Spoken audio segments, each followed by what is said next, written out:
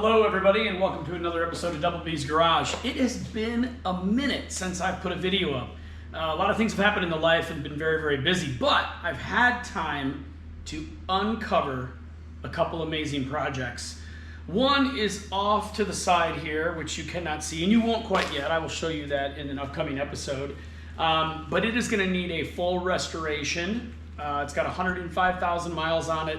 It's from 1976. And it is white with a cinnamon interior. And that's all I'm going to tell you at this point. Behind me is the latest project. Actually, I've known about this car for about 10 years. It was owned by a friend of mine. And about 10 years ago, I actually helped him put a battery tender on the car because he's not very familiar with automobiles and he wasn't driving the car regularly. So every 3 months when he'd go start the car, of course the battery would be dead. So we set him up with a battery tender. Fast forward 10 years later, and I think the car was started one time since then. So he just let it go. He let it sit in the garage. I will post a bunch of pictures while I'm talking to you right now. But he called me because he said, hey, I'm going to put it in storage for the next 5 years. And what do I do? How do I store it? Where do I store it? That type of thing. And we got into a long conversation about things that you need to look at when you're storing a car. If it's in your garage, and the temperature is fairly mild, you don't have to worry about rodents necessarily. It's a little easier to store a car as long as you do it correctly. The one good thing he did with this car before he stored it is he made the fuel tank absolutely full. Now, it might have been by accident, but it definitely helped out. So the car did not rust, right? The inside the tank, because of all the oxygen, the fuel sending unit and the device that holds the fuel pump and all that would have started to rust in the air. So that's one good thing. It wasn't fun draining 18 gallons of fuel, but we were able to accomplish that. Secondly, he left it in the garage uncovered for almost 10 years. He's got a couple young kids, and of course those kids don't really care about where they're running by, so the car has some significant scratches on the driver's side. Behind me it actually looks pretty good, and if we walk around the vehicle you'll see scratches almost on every panel. So the car, I had somebody come out and try to buff and wheel a couple of the scratches and they couldn't get them out. They're actually down to the primer. So you can see white or gray or whatever underneath the black. If you haven't guessed or if you haven't noticed what the car is by just seeing it behind me, it is a 1994 Toyota Supra twin turbo with only 60,980 miles. And it was actually owned by my friend's father before he took ownership of it. In the mid-2000s, like 2008, 2009, and it lived in Hawaii. There's no rust on the car. It was in Hawaii, but it was always garaged, or it was at the country club, or it was at the hospital. So it wasn't beat up in that sense. It never sat near the coast for long periods of time. So underneath, you would think it's from Central California. It looks very deserty in terms of the car and the way it's been cared for. Obviously, also with the mileage, the car hasn't been driven a whole lot either. What I was talking about earlier with storage, I talked to him about you really got to pay if you want to take care of the car. And what I mean pay is, it could be $150 to $300 a month if you're storing it in a facility where it's temperature controlled, it's more tight knit, so it's less fear of mice and rodents that would be chewing on electrical. And then the other thing is in most generic storage facilities, it can get up to 140 degrees in the Central Valley inside that metal tin box. And what happens is your interior and other things start to break down. So if you put a car that's been sitting for 10 years in a storage facility for another 5, you're really asking for a lot of trouble. And in the end, I told him that I would be interested in buying the car. And he's like, you would? And I said, actually, I wanted to buy it 10 years ago when I put the battery tender on it, but you said you'd never sell. So here we are, fast forward to today, and the car's with me, right? So we worked out a deal. I don't know if it's the cheapest Supra Turbo ever bought, but I think I got a fairly good price considering that I'm going to be doing most of the work myself. The reason why the car is on a lift right now is that I've done a lot of things. I changed the 6-speed manual transmission gearbox with the V160 fluid from Toyota. So I did that. I've changed the oil and the oil filter. I changed the rear differential fluid as well. It was 7590 gear weight. I put Mobil 1 1030 in the car. And then the next step I'm going to do before I start driving the car is I'm going to bleed the clutch system with .4 brake fluid. And I'll also do the brakes themselves, just because the fluid is 10 years old and it just can get corrosive, and I don't want it to prematurely wear anything on the car. The car's been actually really well cared for, aside from it sitting for the last 10 years without any protection on it. But it had spark plugs and coil packs and a belt service at 59,000 miles or 57,000 miles. So the car actually had a fair amount of work done right before it went into storage. It does need an oil pan gasket, and those are kind of a pain in the butt. Sometimes it's almost easier to pull the motor, which I may end up doing and I will have in a future video.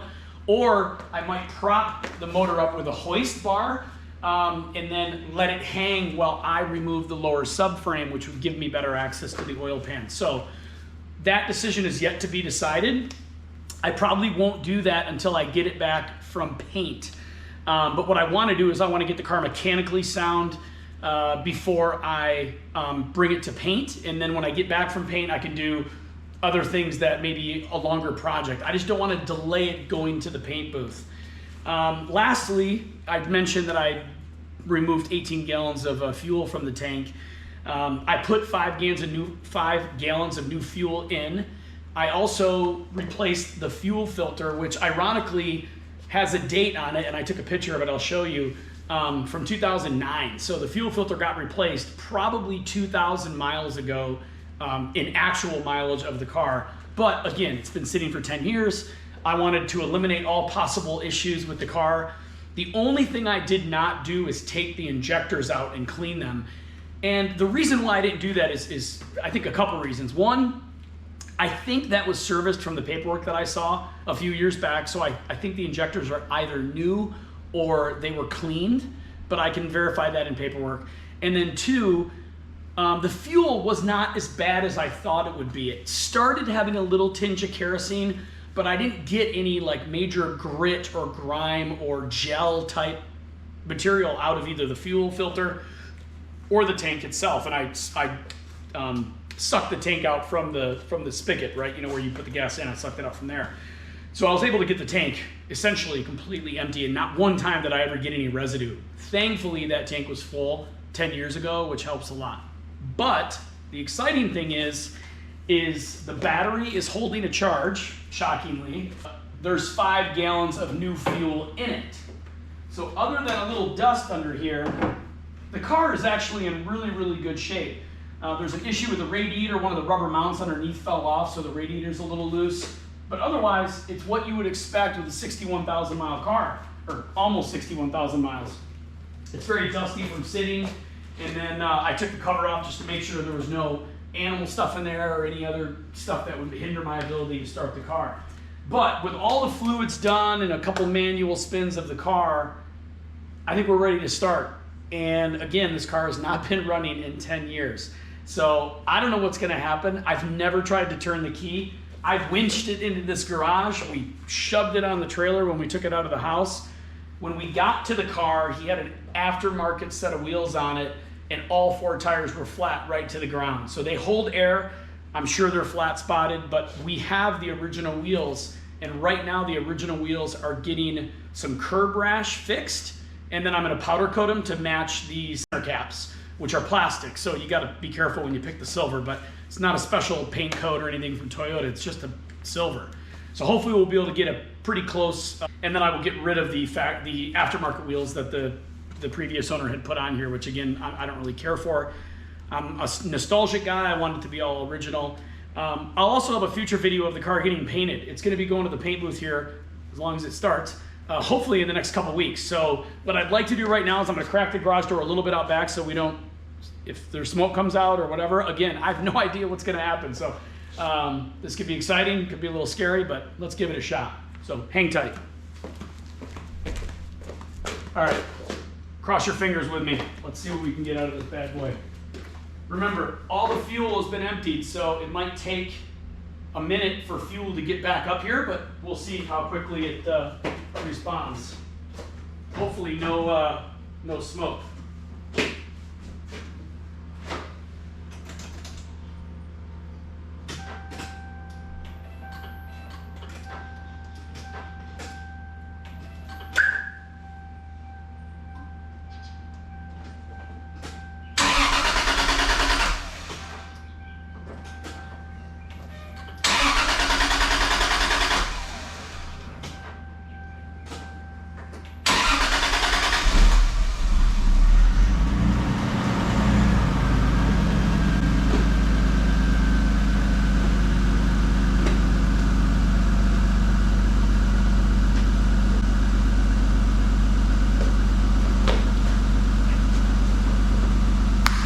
fired right up. Well, after the fuel got to it.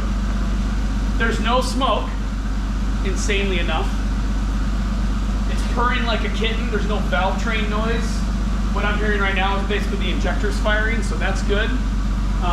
It's full of oil, and all the other fluids are changed so it can drive, minus the brake fluid and the clutch fluid. Even though those are full, I mean, the car would drive right now, but I want to do those before I do anything. But this is exciting, huh? I hope you're excited, because these are just an epic car in a classic body style, and for it to sit for 10 years and possibly not have a fighting chance of ever coming out of storage or just getting worse or declining in health, I feel like we needed to bring this back. So that's why we're giving it a full paint job to make sure it's pristine. And then the wheels will be done, and then we'll be good to go. So thanks for tuning in on this one. I will have more updates later regarding this car and a couple others.